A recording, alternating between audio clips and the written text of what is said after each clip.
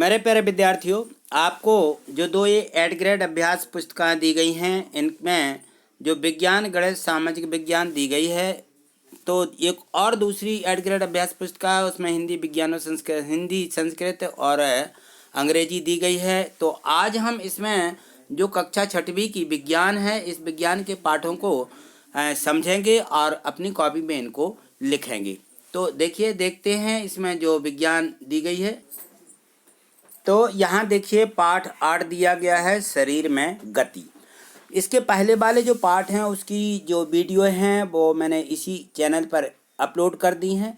आप यदि आपने उनको नहीं देखा है, नहीं उनके जो प्रश्न हल किए हैं, तो आप उनको लिख लीजिए। आज हम देखते हैं पाठ 8 शरीर में गति।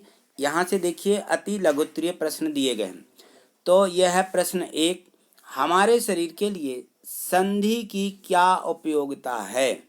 तो जो संधि होती है माने जुड़ाव होता है, जोड़ना, संधि यानी जोड़ना, तो इसकी क्या उपयोगिता है। यहाँ देखिए इसका उत्तर है कि संधि की उपयोगिता के कारण हमारे शरीर में किसी भी प्रकार की गति करना संभव होता है। ठीक, अगला प्रश्न देखिए इसका।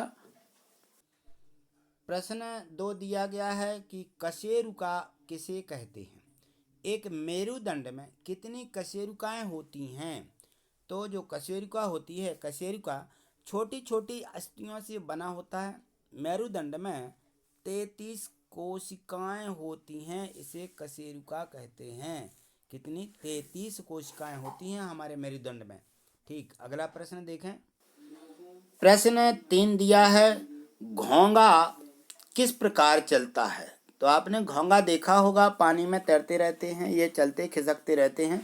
तो देखिए इसमें है कि जो घोंगा रहता है वह कवच एकल एकक होता है और यह घोंगे को चलने में कोई सहायता नहीं करता है। यह घोंगे के साथ खिसकता जाता है, वह चलता नहीं है, वह धीरे धीरे खिसकता है।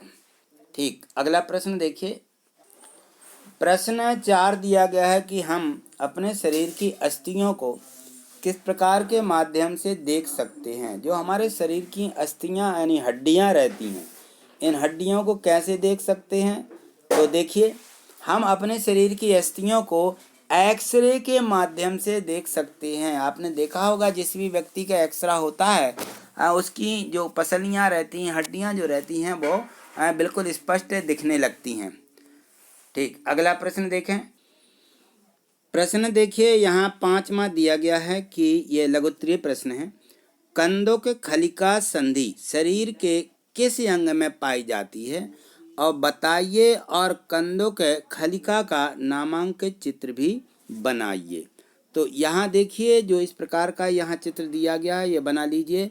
इसको हम, ये जो यहाँ पॉइंट दिखाया गया है, ये कंधों खलिका संधि कहलाता है। यहाँ जो जांग रहती है, हमारी जांग की अस्थि हड्डी रहती है, यहाँ पर ये जुड़ी रहती है। इस जोड़ को हम कंधों खलिका संधि कहते हैं।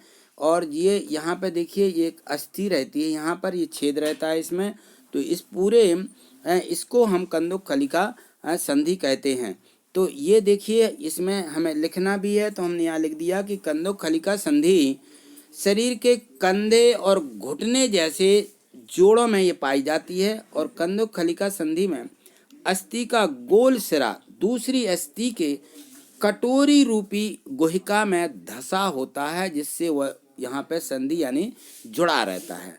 ठीक, तो इस प्रकार से हमें ये चित्र बना लेना है और इसको इस प्रकार से लिखना भी है। ठीक, अगला प्रश्न देखिए। यहाँ प्रश्न क्रमांक 6 दिया गया है कि एक अस्थि को गति देने के लिए पेशियां किस प्रकार कार्य करती हैं। यानी जो हमारी हड्डियां रहती हैं उनको गति देने के लिए जो हमारी पेशियां रहती हैं, मांसपेशियां, वो किस प्रकार से, देखिए यहाँ दिखाया गया है। ये जो यहाँ हाथ है, दोनों हाथों में ये पेशियां भी हैं और ये हड्डी है, किस प्रकार से ये इनको ये गति प्रदान करती हैं, तो ये इसमें चित्र में दिखाया गया है। और इस प्रकार से हमें इसको लिख भी लेना है कि पेशियां अस्थियों पर संलग्न होती हैं तथा संधियों पर गति प्रदान करती हैं।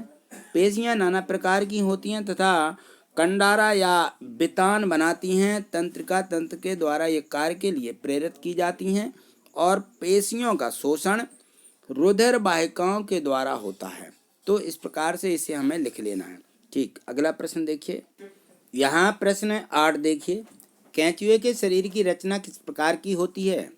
यह कैसे गति करता है? इसको चित्र सहित समझाइए। तो देखिए यहाँ ये चित्र बने हुए हैं केंचुए के। ये किस प्रकार से गति करते हैं ये आपको भी बना लेना है। तो देखिए केंचुए के शरीर में लगभग 100 से 120 तक के खंड होते हैं। इसके शरीर के बाहरी खंडीकरण के अनुरूप भीतरी खंडीकरण भी होता है। इसके आगे के सिर में एक जो खंड होता है वहाँ इसके ये देखिए ये बताया गया यहाँ पे, ये इसके सिरे में ये छोटे छोटे खंड रहते हैं जिसके कारण ये गति करता है। ठीक, अगला प्रश्न देखिए। प्रश्न 9 दिया गया है कि उपास्थि से आप क्या समझते हैं? उपास्थि कोई एक उदाहरण दे करके समझाइए। तो उपास्थि मानव शरीर में एवं अन्य प्राणियों में पाए जाने वाला एक लचीला संयोजी ऊतक होता है। यह हमारी मज्जा में स्थापित कंड्रोसाइड्रस कोशिकाओं से बना होता है और कान की हड्डी, नाक की हड्डी, अस्थियों के जोड़ आदि उपास्थि के बने होते हैं। तो इस प्रकार से ये जो है उपास्थि बनी रहती है। ठीक, अगला प्रश्न देखें।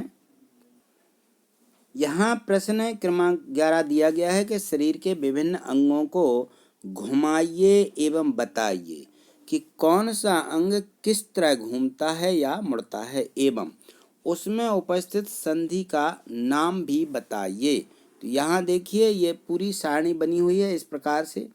इसमें देखिए शरीर के भाग दिए गए हैं और जो इसमें जो अंग जैसा घूमता है उसको यहाँ दिखाया गया है। तो देखिए यहाँ गर्दन जो रहती है यह पूर्णतः घूमने वाला भाग होता है, अंशतः थोड़ा कम घूमता है ये।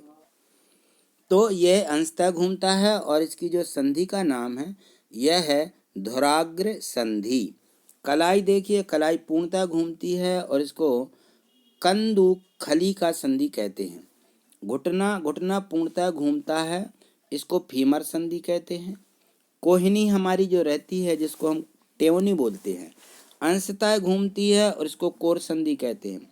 भुजा देखिए पूर्णतः घूमती है, इसको हिंज संधि कहते हैं। एड़ी जो रहती है ये पूर्णतः घूमती है और कोर संधि कहलाती है। पीठ ये अंशतः थोड़ी बहुत घूमती है, इसको हिंज संधि कहते हैं।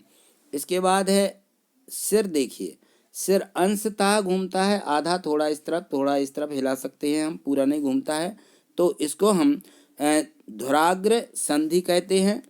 और जो यहाँ हाथ की अंगुलियाँ देखिए यह पूर्णतः घूमती हैं, इसको कंदुखली का संधि कहते हैं। तो इस प्रकार से हमें इन सभी संधियों के नामों को लिख लेना है।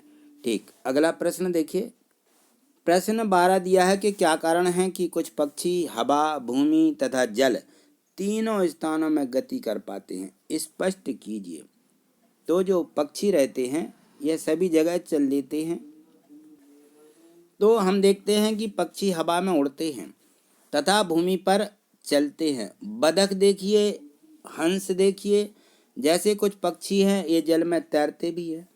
पक्षी इसलिए उड़ पाते हैं क्योंकि उनका शरीर उड़ने के लिए अनुकूलित होता है। उनकी अस्थियों में वायु प्रकोष्ठ होते हैं जिनके कारण उनकी अस्थियां हल्की परंतु मजबूत होती हैं। पैरों की जो स्थिति है और चलने बैठने के लिए अनुकूलित होती है। इसी प्रकार कुछ पक्षी जो होते हैं हवा में, पक्षी भूमि में तथा पक्षी जल में भी गति कर पाते हैं। तो इस प्रकार से हमने ये प्रश्न 1 से 12 तक इसमें प्रश्न दिए गए थे, सभी के उत्तरों को हमने समझ लिया है, अच्छे से लिख लिया है। आदि सभी ये आपको समझ में आया है तो इसे लाइक और शेयर करें और चैनल को सब्सक्राइब नहीं किया तो सब्सक्राइब करके निश्चित ही रखिएगा, जिससे आगे आने वाले जो पार्ट हैं उनकी वीडियो आपको मिल सकें। थैंक यू, धन्यवाद।